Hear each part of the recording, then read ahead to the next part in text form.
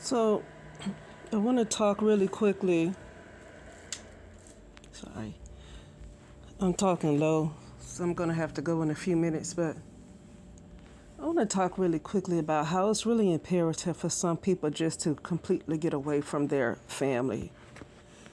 Really, their immediate family. And sometimes you have to just pretty much get away from everybody because you have people who believe that because somebody is your so called brother or mother by blood, that you have to continue to be around them because they're family. It's this saying that you only have one mother, right? I don't agree with that. I don't believe that. It's time for people to move beyond that way of thinking. That's almost like a 3D kind of way of thinking. To believe to say that if you only have one mother is to only believe in what you see with your physical eye, which is a small bandwidth of light. Okay, that part I'm working on too, expanding my bandwidth. And so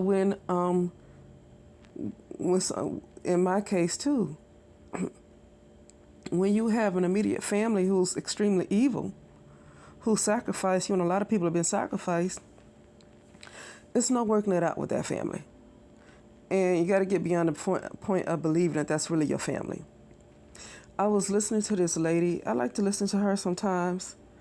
I forget her name, but she does. What was the title of this video? Excuse me, guys. What was the title of it? Hold on. Exposing years of root work, family hexes and curses done to block. It's done to block somebody. Done to block a golden child from wealth. So it's exposing years of root work, family hexes and curses done to block a golden child from wealth. That was the title of her video. I forget, what's her name? I gotta put on my glasses. Mystical Tori Tarot. Okay, that's what her name is. And also, I like to listen to her. I don't listen to too many people. I do like listening to her. Yeah.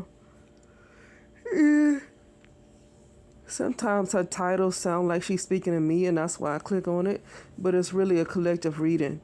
It's not for a specific person, you know.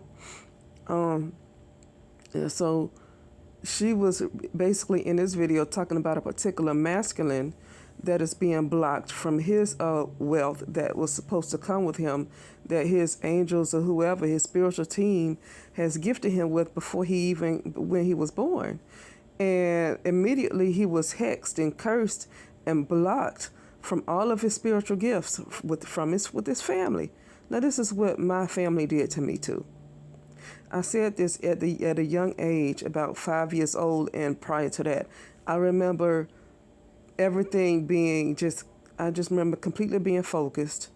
I remember being able to use my gifts. I remember being really good with money, just saving money. I remember being really neat, clean. I couldn't stand to see nothing on the floor. And I remember by the time I turned 7, it's almost like I was turned upside down. And I've spoken to people before, like maybe a witch doctor or so, and they told me, yeah, your family did this, your mother did this, and yeah, they wanted to basically swap me out. Okay, so my family did this too. And this is when it's just time to let them go. I mean, they've done nothing but hurt you, curse you. And when I say you, I'm speaking in general. But this happens to a lot of people, though. This really happens to a lot of people, and they're trying to figure out why things can't go right in their life. And ever since they were a child, it seemed like they always had to fight. This is something. This is done. Could be done by your mother, your father, or just family in general. In this case, this lady, on this video, she was talking about a group of women who put a hex on this child because he was born into a karmic family. I was born into a karmic family.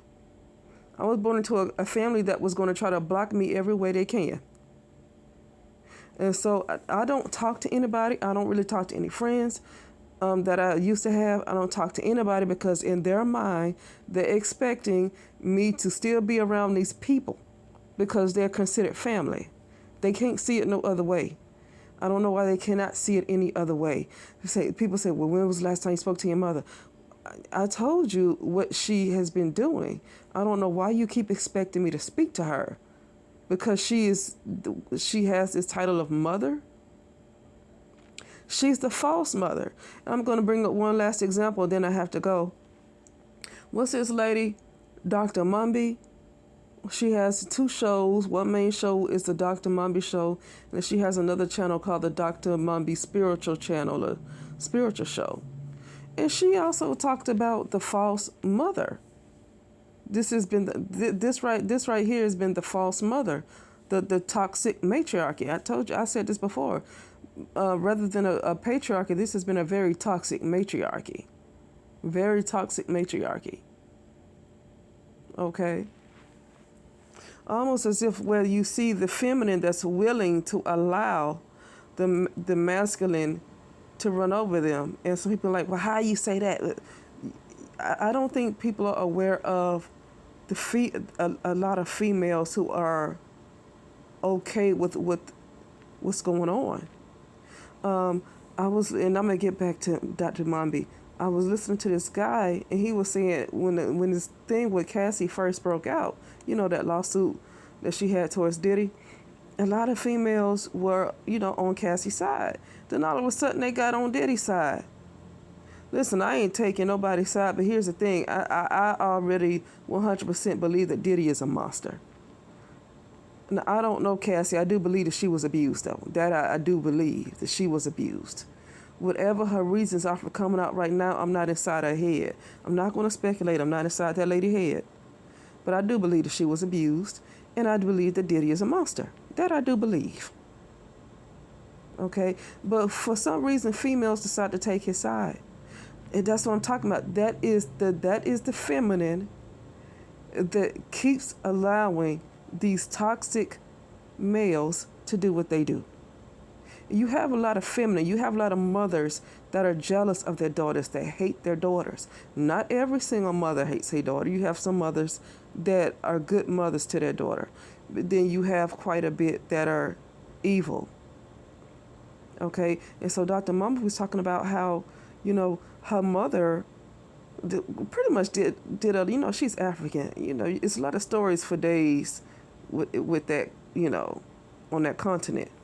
But she talked about how her mother sold her house, and her mother's done a lot of stuff, a lot of witchcraft to take all of her gifts. And this is another one. What's this girl's channel name? Isabel Mitten.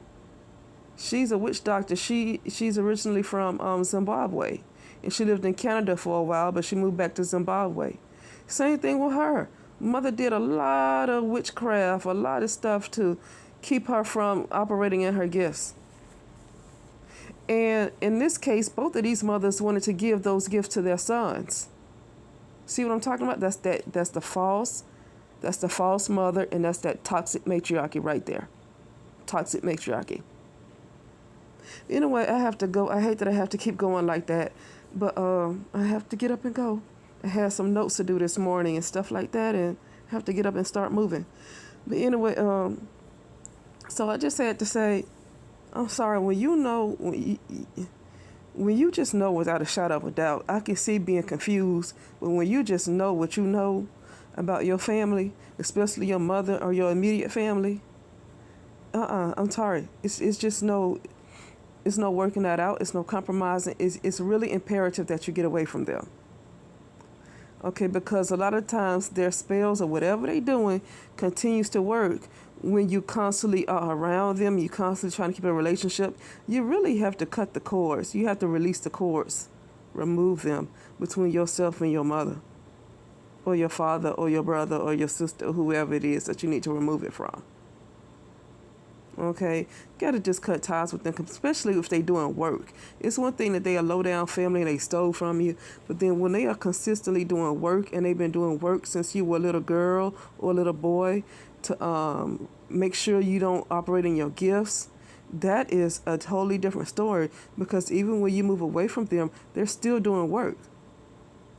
I've had people ask me, when was the last time you spoke to them? I said, I haven't spoken to them in years. That don't stop them from trying to do work. Now, their work is getting weaker and weaker the more I have detached from them. And then the more you learn about what they do, And their work gets harder and harder to keep it up, and then they're at risk for probably dying because their life depended on what they did to somebody else.